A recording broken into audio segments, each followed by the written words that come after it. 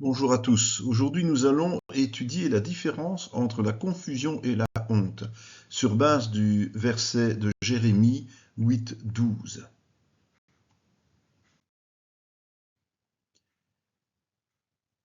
Dans Jérémie 9, on voit que le serviteur de Dieu est en souffrance.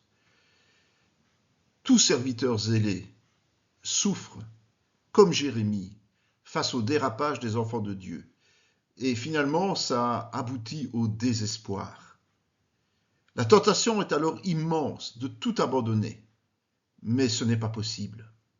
En effet, si la situation idéale serait que les brebis confiées marchent dans la vérité, il faut bien se dire que la plupart du temps, c'est dans la souffrance que le serviteur guide le troupeau qui leur est confié.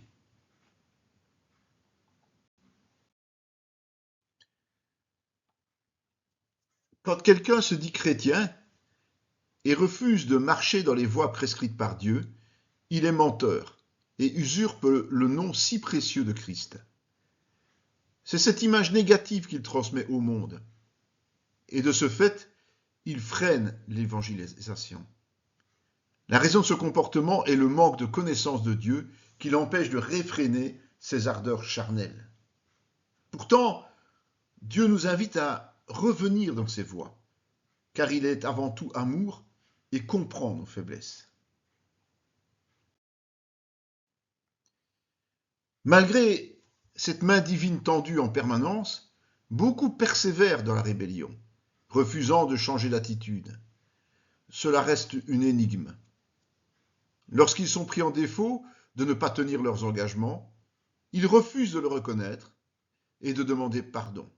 Ils préfèrent retourner à leurs occupations malsaines avec encore plus de vigueur. Alors que la connaissance devient naturelle pour tout qui est né de nouveau, le chrétien rebelle, parce qu'il faut l'appeler ainsi, la rejette encore et encore au profit de ses propres désirs. Et malgré cette conduite rebelle, beaucoup imaginent que Dieu leur est favorable, cherchant à s'en servir comme un supermarché, prenant juste ce qui leur convient sans s'inquiéter de sa volonté.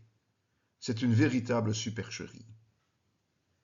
En réalité, ceux qui se disent sages prouvent qu'ils n'ont rien compris des choses spirituelles lorsqu'ils dédaignent la vérité.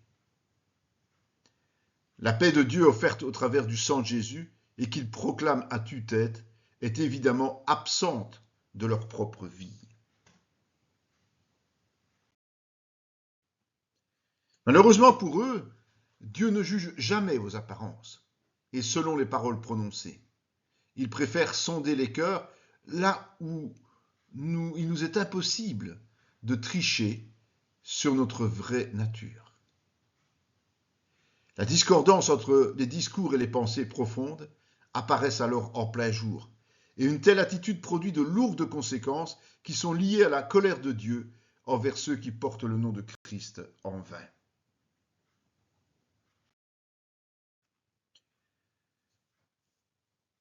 Et en reprenant ce verset, ils seront confus car ils commettent des abominations, ils ne rougissent pas, ils ne connaissent pas la honte, c'est pourquoi ils tomberont avec ceux qui tombent, ils seront renversés quand je les châtierai, dit l'Éternel.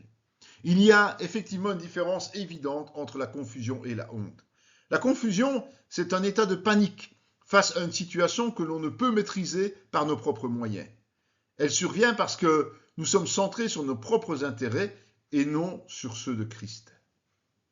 En d'autres mots, parce qu'il n'est pas maître de notre vie et que nous continuons à vaquer à nos occupations égoïstes, lorsqu'une difficulté survient, nous sommes face à un mur infranchissable, l'esprit ne pouvant intervenir pour nous en sortir. La honte, par contre, c'est regretter amèrement nos actes de désobéissance, ce qui a pour conséquence une repentance suivie d'une restauration. Nous allons prendre deux exemples clairs pour différencier la confusion et la honte. Nous prendrons Judas et Pierre. Judas, c'est la confusion. On voit que Judas était cupide et il volait même dans la bourse qui était celle des apôtres et de Jésus. Il était charnel. Il se laisse influencé par Satan et en fin de compte, il est possédé par lui. Pris à son propre piège, il est confus et il va attenter à sa vie plutôt que de faire repentance. Pierre, par contre, c'est la honte. Pierre est conduit par l'Esprit. Il est capable de discerner que Jésus est le Fils de Dieu. Évidemment, il n'est pas parfait. Il commet beaucoup d'erreurs. Mais après avoir renié Jésus, il le regrette amèrement. Après lui avoir fait exprimer son amour pour lui, Jésus lui confie ses brebis. Quelles sont les conséquences de la confusion? Même si Dieu est lent à la colère, fidèle et riche en bonté, sa patience a des limites qu'il est fortement déconseillé de franchir. Malgré ses aspirations les plus profondes, le chrétien rebelle à la vérité ne connaîtra jamais la paix. Pourquoi une telle situation? À cause de l'égoïsme qui place nos intérêts au-dessus de la volonté de Dieu, menant à toutes sortes de péchés volontaires. Il y a une solution, évidemment. Cette solution, c'est que tout doit passer par Dieu, à qui nous rendons grâce continuellement parce qu'il a renouvelé notre intelligence afin de le connaître. Apprenons donc à apprécier la bonté de notre Seigneur, mais aussi la vérité qui émane de lui et la justice indispensable qu'il exerce, lui qui est saint.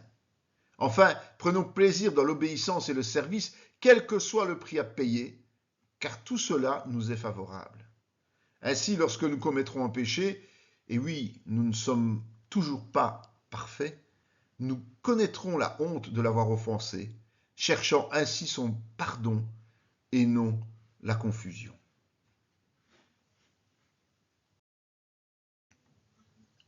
Nous vous invitons à réfléchir au sens premier de la parole de Dieu au travers de toutes ces vidéos.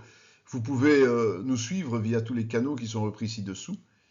Mais partagez surtout cette bonne nouvelle. Partagez ce que le Seigneur fait pour vous comme pour nous. Et nous n'en serons que grandis parce qu'il nous bénit si nous l'aimons, si nous lui obéissons. Amen.